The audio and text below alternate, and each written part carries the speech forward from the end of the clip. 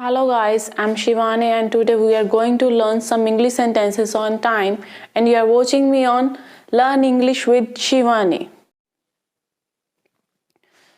So today's our first sentence is आपकी घड़ी में कितना टाइम हुआ है?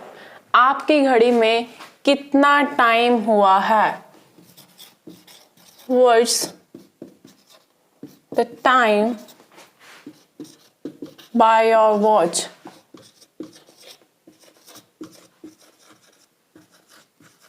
What's the time? By your watch. We pronounce its words. Don't what is its words. What's the time by your watch? यहाँ पर by आएगा, कई लोग क्या लगा देते हैं in, because उन्होंने का क्वेश्चन क्या है, आपकी घड़ी में कितना टाइम हुआ है. It means आपकी घड़ी के अकॉर्डिंग कितना टाइम हुआ है. So we say what's the time by your watch, not what's the time in your watch. Now the next sentence is मेरे पास समय की कमी है. मेरे पास समय की कमी है. तो इसे हम इंग्लिश में क्या बोलेंगे?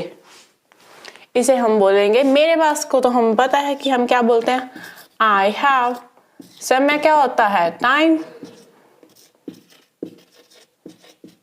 शॉर्ट या फिर शॉर्टेज, है ना?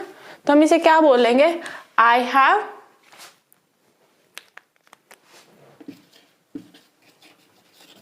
short of time. तो इसे हम क्या बोलेंगे? I have short of time.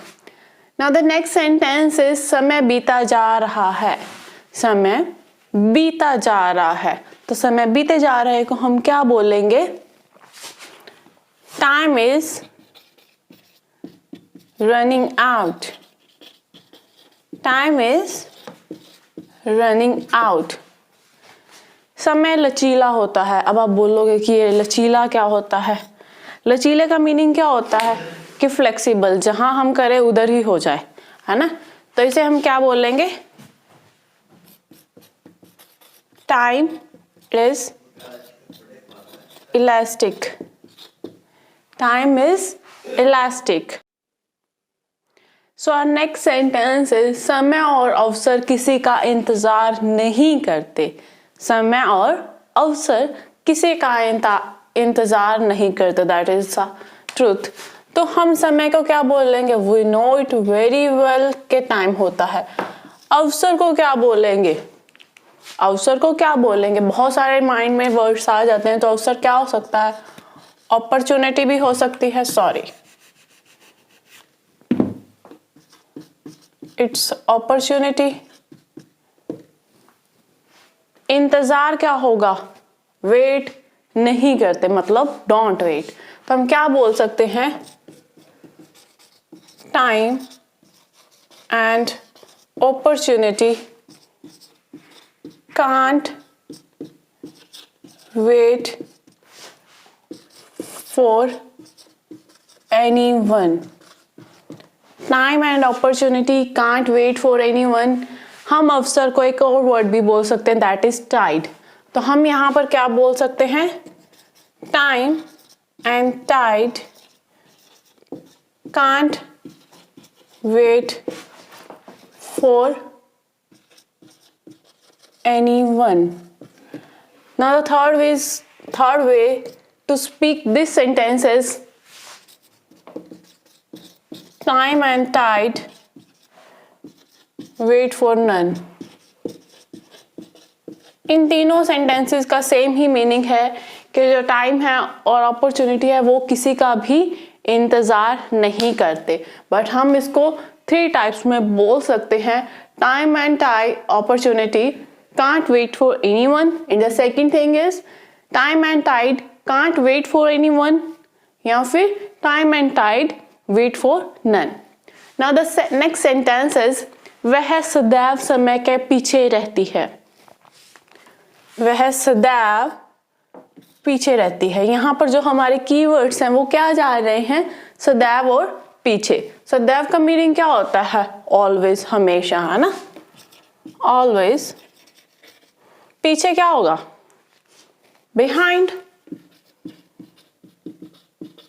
तो हम यहाँ पर क्या बोल सकते हैं, she is always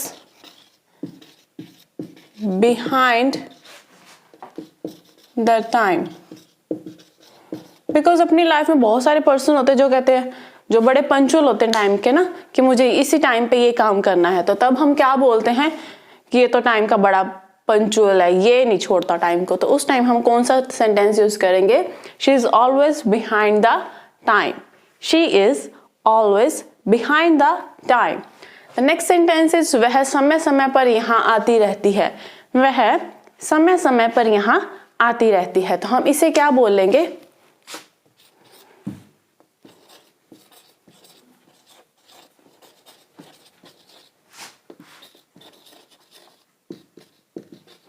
she comes here time to time।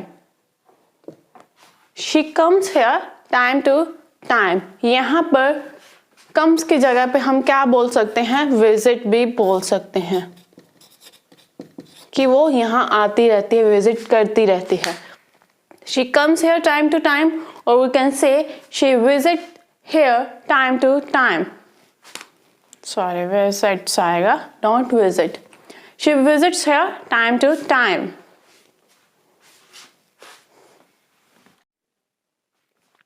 now our sentence is मैं कुछ दिनों के लिए होटल में ठहरा हुआ हूँ। मैं कुछ दिनों के लिए होटल में ठहरा हुआ हूँ।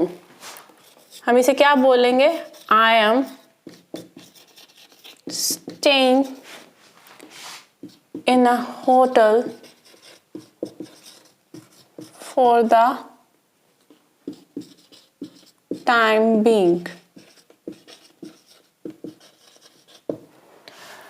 अब आपको एक दिमाग में चीज रखनी है, वो क्या है, that is I am. But हम इसे प्रोनाउंस क्या करते हैं, am। हम इसे प्रोनाउंस क्या करेंगे, am। That's not pronounce I am, हम इसे प्रोनाउंस करते हैं am, only am। I'm staying in a hotel for the time being। I'm staying in a hotel for the time being। हम इसे होटल प्रोनाउंस नहीं करते हैं, हम इसे क्या प्रोनाउंस करते हैं, hotel. I'm staying in a hotel for the time being। Now the next sentence is, it is little bit typical।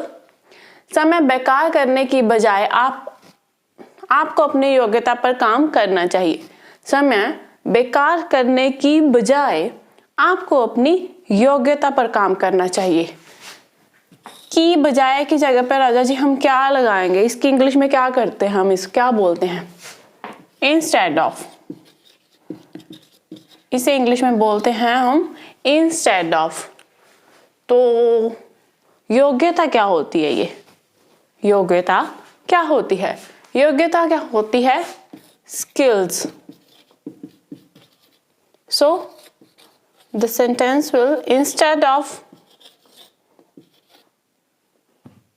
wasting your time, instead of wasting your time, you should work on your skills। Instead of wasting your time, you should work on your skills। समय बेकार करने की बजाय आपको अपनी योग्यता पर काम करना चाहिए। Instead of wasting your time, you should work on your skills। Thanks for today। If you have any query, then do comment। और अगर आपने मेरी वीडियो, पुरानी वीडियो नहीं देखी है, तो उसका लिंक मैंने डिस्क्रिप्शन बॉक्स में भी दे दिया है। Just go and watch over there। And please अगर आपको मेरी वीडियो अच्छी लग रही हो तो लाइक और सब्सक्राइब करना ना भूलें।